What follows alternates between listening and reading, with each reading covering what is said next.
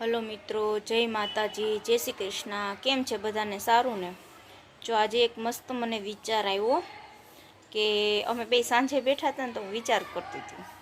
પછી મને એમ થયું ચલો વિડીયો બનાવી નાખું। એક પુરુષ હોય છે એના વિશે આજ વાત લઈને, દર વખતે તો સ્ત્રીની વાત કરતી જ હોય છે, આ વખતે મને એમ થયું ચલો એક પુરુષ વિશે આપણે કંઈક થોડુંક બોલીએ।